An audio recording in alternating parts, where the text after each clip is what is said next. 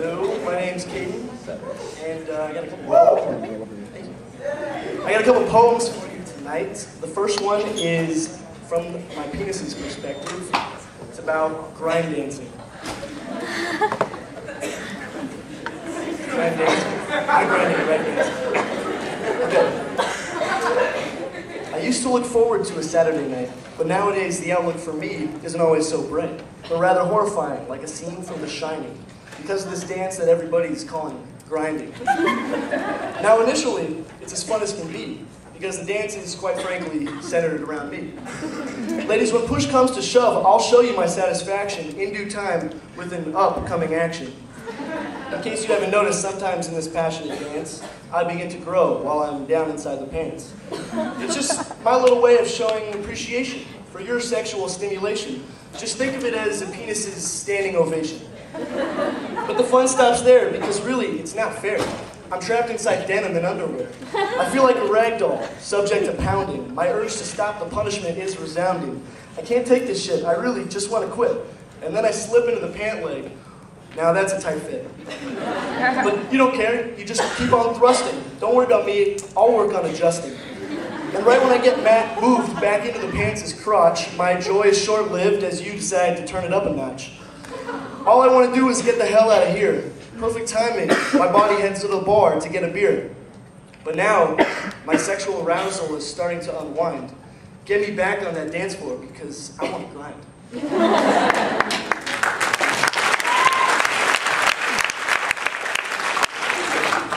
Okay, this one's from my perspective now. This is a story about the time I was taken advantage of in a bowling alley.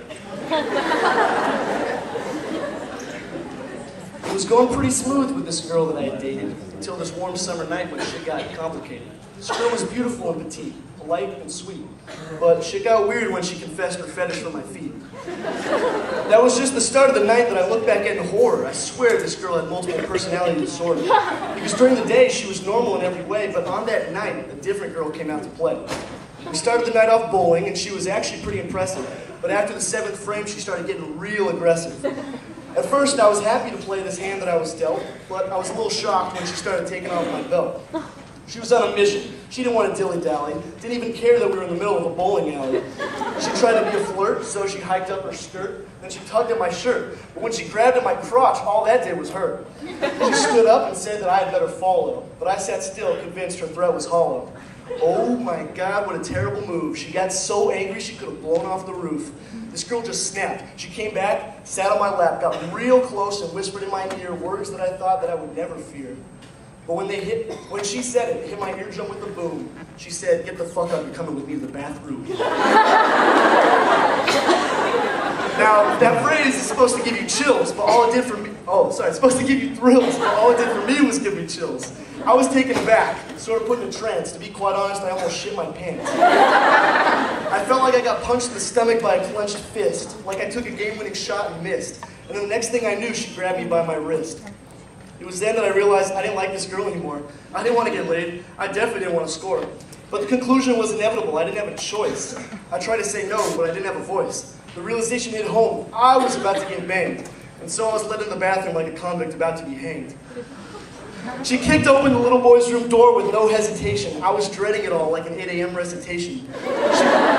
She picked her favorite stall, opened it up, and threw me against the wall. I felt like I was in the middle of a Mike Tyson brawl.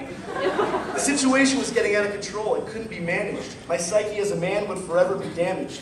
I hate to say it, but I was being taken advantage of. Some of it was painful, like walking on glass, like when she was spanking and biting my ass. I wish I was lying to you, but my memory's not hazy. I'm being quite honest when I say this girl was fucking crazy. I'm speaking the truth. I'll show you. I've got proof. On my butt, there's an imprint in the shape of this girl's tooth. I was going down a long, dark, and scary road, so I started pounding SOS on the stall's walls in Morse code. I still remember her shouting, "Say my name, say my name." And how embarrassed I felt when I didn't walk the shin. So you might be wondering why I didn't try harder to fight it. Because maybe, just maybe, I kind of sort of liked it.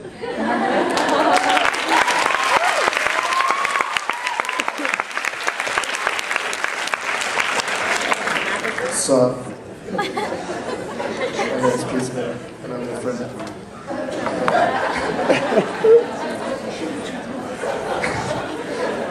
This is called My Bro Penis's Night Out. 8 o'clock. Half Chub instantly sets in when the word theme party is uttered. Normally I don't like to take time away from my steady schedule of beer crushing, box smashing, top chat ripping, and all-around brotalitarianism. But when the words theme and party are spoken simultaneously and in sequence, it seems to set off a chain reaction throughout the female kingdom, rendering all women incapable of wearing clothing despite the weather, and incapable of picking up on the overpowering scent of your BO. Bottom line, we have a chance tonight, Smith. Crack a few brews, crank up the Chris Brown playlist on frat music, and dust off your dancing shoes, because tonight, you could be in there. No more letdowns, and leave the bros alone tonight. They'll be there in the morning. Let's get me some action for once. 9 o'clock. Couple games of beer pong under the belt. You're the champ tonight. The theme is Vampire Rave. You're wearing a lax penny, a snapback hat, mid-calves and dunks. Close enough. Lax is for life, and you gotta let all the girls know that. It shows that you have commitment. Chicks dig that sort of thing. Still no goes here, though. I suppose it's okay if we play a few more games of pong. You are on fire and all. Shotgun? Why not? Can't leave a fellow bro in suspense now, can you? Man, you're nailing everything right now. That's the first time we've been able to say that in a while. But tonight's the night, Smith. In about 2 hours, there's going to be a parade of gorgeous Twilight lookalikes coming through that door and trapped in an enclosed space forced to talk to you. Even Dave Lurie can close in that environment, and I'm pretty sure he wears Jinko jean shorts on a somewhat regular basis. You can do this. Another shotgun? Absolutely, bro. 11 o'clock. Dance floor by yourself. Just gotta warm up the hot floor for all the ladies that are about to come through. Take her and fall off a stripper pole? Who cares? That's called getting dirty. Real bros hustle. Dust yourself off, grab another jungle juice, and make sure your flow's in order. It's been a steady diet of spank tube and U-juice for the last 2 months, but tonight is the night, Smith. You know why? Because at this point, you're going to lower your standards to borderline masochism. That's right. We're cutting our losses and taking what we can get. I don't care if you wake up next to Medusa or the creature from the Black Lagoon. This is a cold streak, and we're heading into playoff time. Button up, put on your raincoat, and let's go. Winning doesn't always have to be pretty, so let's take one for the team and get this done tonight.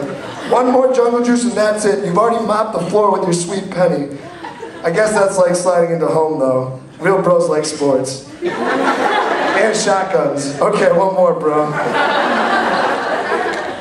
12:30. Jackpot.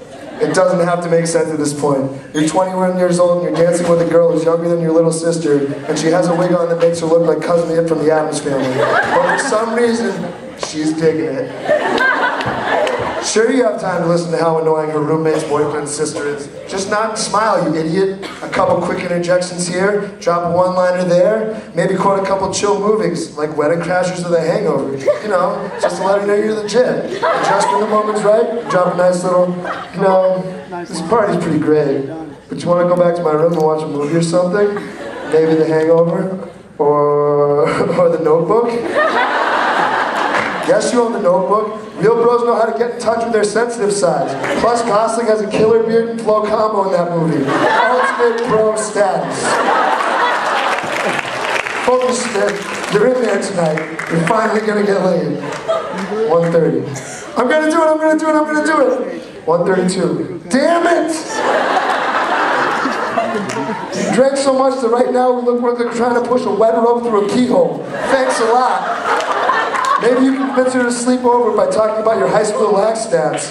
No? She's not impressed with your 3 years of backing up an All-American? Oh, great. Now she's gone. Bust out the laptop, you joke you're gonna be single forever. 1:37. Jenna Jameson, you're my only friend. Toss on the penny and head downstairs. There's still some stragglers, but who are you kidding? Tonight's a lost cause. Let's focus on the bros and try again tomorrow. One more shotgun? Absolutely, bro.